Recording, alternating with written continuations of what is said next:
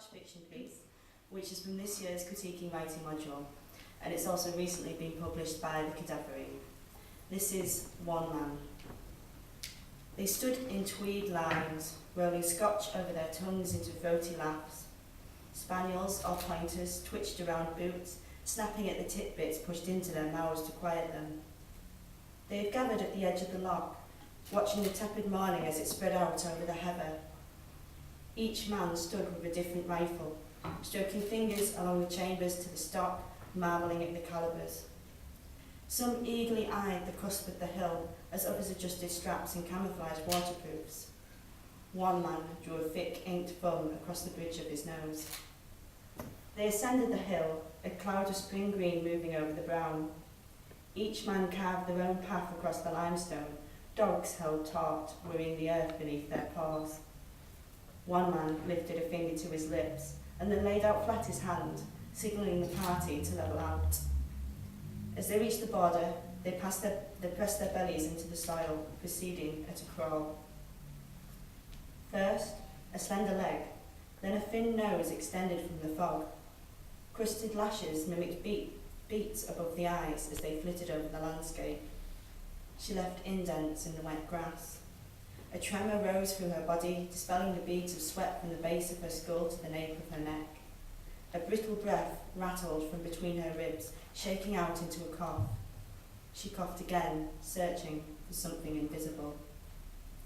One man bent over the hungry trigger, salivating. He waited for the other man. Each tilted a chin in approval. He ground his teeth into the spearmint gum caught between his molars as he trained the gaze.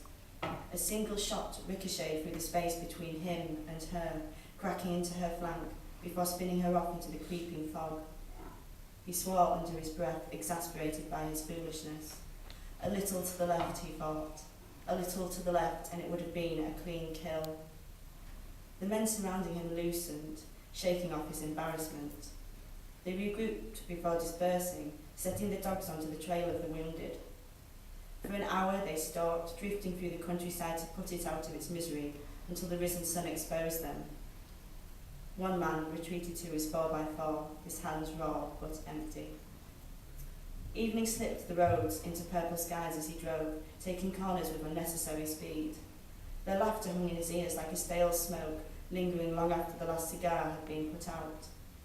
Mockery had made this one man into something less, and as though tugged out by the discord, she lurched from a hidden gutter into the road, eyes locked with the brazen headlights. In the fleeting second before impact, he thought he saw her tongue curl around her lips. He crouched over her broken form, feeling the warmth of black blood behind her ear. He could feel the stinging pulse and watched the dome of her eyes as it began to swell. He hoisted the body into the boot, collapsing the limbs to fit into the space, and the road before him opened up as he relaxed into his seat. A dilapidated shed stands at the end of his garden. Inside, 3 large freezers hum, impatient. He lifts the lid of one to reveal her head amongst the ice. He runs a cautious finger over her nose,